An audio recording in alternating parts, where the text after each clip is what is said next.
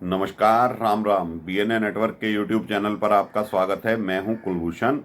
अगर आप अभी तक हमारे चैनल से नहीं जुड़े हैं तो कृपया चैनल को सब्सक्राइब कीजिए। कंटेंट और मेरे विचार आपको पसंद आते हैं तो उसे लाइक भी जरूर कीजिएगा। प्रथम चरण का मतदान 19 अप्रैल को संपन्न हो गया और जो चुनाव आयोग की साइट से मतदान का प्रतिशत है वो 2019 की अपेक्षा थोड़ा कम आ रहा है। तो इसका क्या कारण है दोस्तों, थोड़ी सी चर्चा हम इस पर करेंगे। चाहे विपक्ष हो और चाहे सेंट्रल गवर्नमेंट सत्ता पक्ष हो, दोनों के अपने अपने दावे हैं और एक न्यूट्रल व्यक्ति की तरह अगर हम इसका विश्लेषण करें कि चुनाव जो संपन्न हुआ है प्रथम चरण का, उसमें मतदान प्रतिशत की जो गिरावट दर्ज की गई है और वो उस जगह की गई है जहां पर बीजेपी या एनडीए का प्रदर्शन 2019 में बहुत अच्छा था। तो क्या कारण है दोस्तों कि मतदान प्रतिशत बढ़ने के बजाय कम हुआ है? और जैसा कि विपक्ष भी मानकर चल रहा है, अंदर खाने विपक्ष के लोग, इंडी अलायंस के लोग ये मानने को तैयार हैं और कह रहे हैं कि आएगा तो मोदी ही, यानी तीसरी बार भी सत्ता पर जो काबिज होगी वो एनडीए होगा और प्रधानमंत्री मोदी ही तीसरी बार शपथ लेंगे। मोदी लहर भी कायम है और ऐसा नहीं कि वोटर निकला नहीं। वोटर ने 60% से अधिक का मतदान किया है प्रथम चरण में 102 सीटों पर। लेकिन राजस्थान, उत्तर प्रदेश, उत्तराखंड और बिहार का कुछ हिस्सा जहां पर वोटिंग का प्रतिशत कम हुआ है, उसके क्या कारण हैं? और बात करें तमिलनाडु की, तो प्रथम बार भाजपा अपने बल पर कहें जो लीड कर रही है एनडीए गठबंधन को, क्योंकि 3 दल छोटे छोटे और हैं उसमें तमिलनाडु में, तो वहां पर एनडीए का प्रदर्शन पहली बार बहुत अच्छा सामने आने वाला है।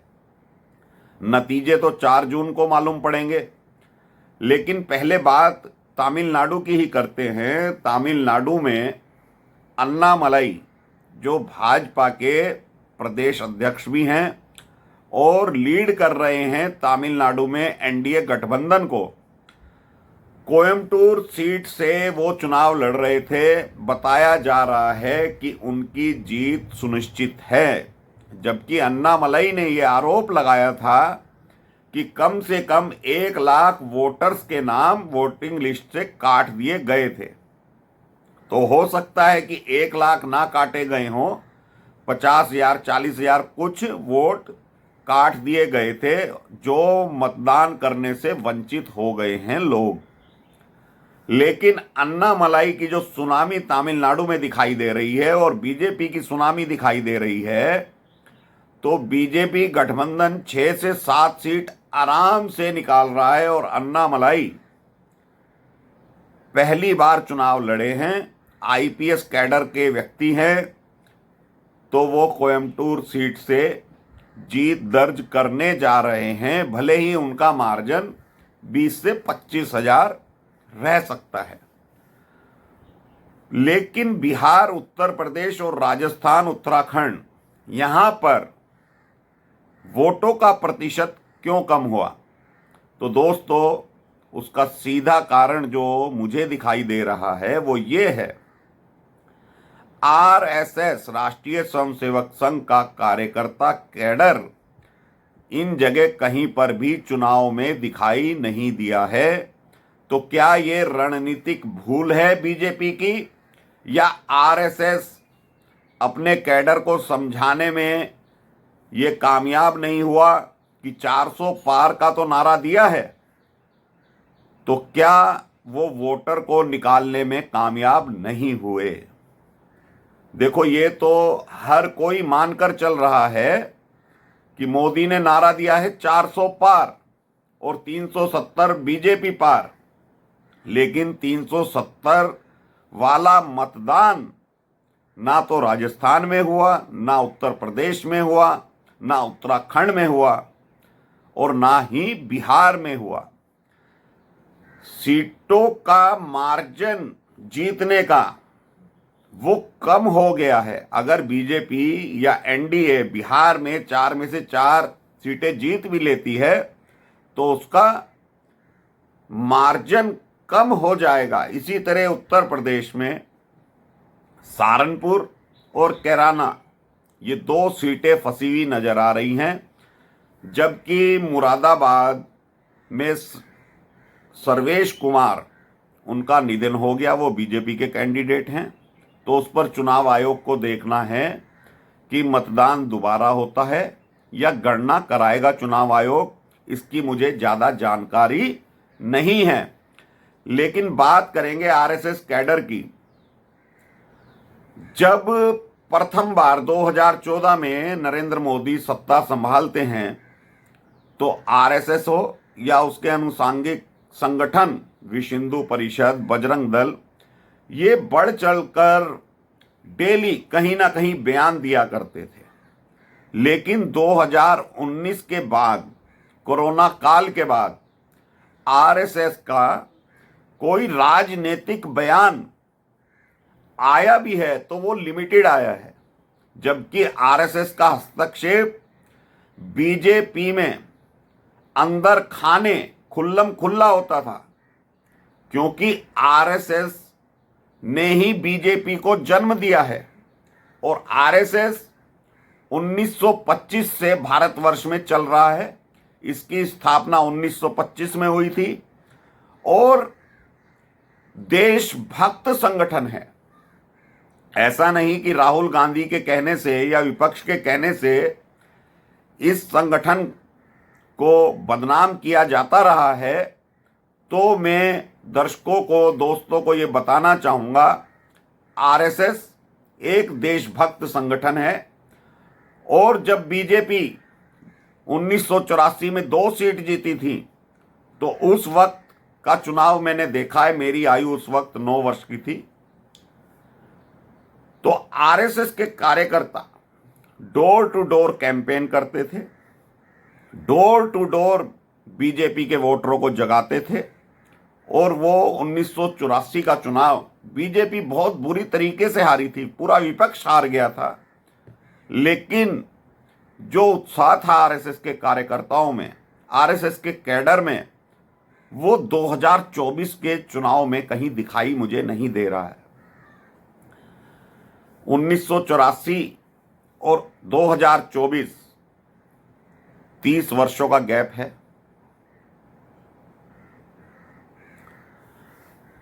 40 वर्षों का गैप है।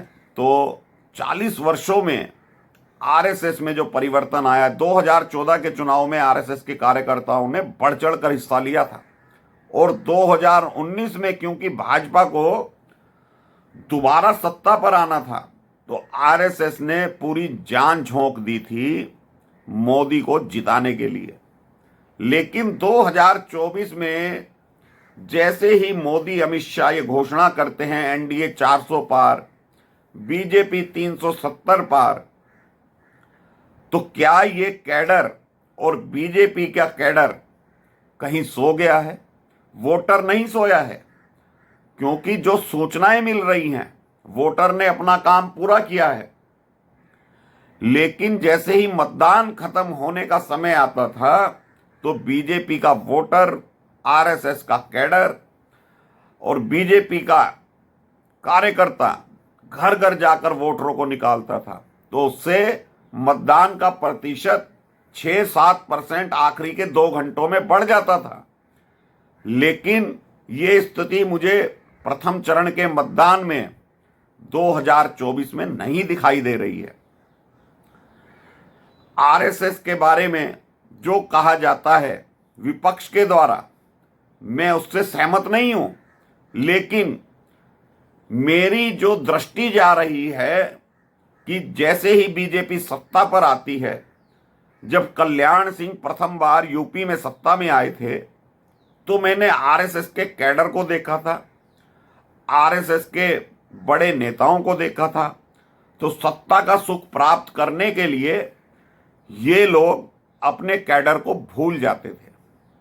ये मैं कल्याण सिंह जब प्रथम बार मुख्यमंत्री बने थे जब की स्थिति बता रहा हूं।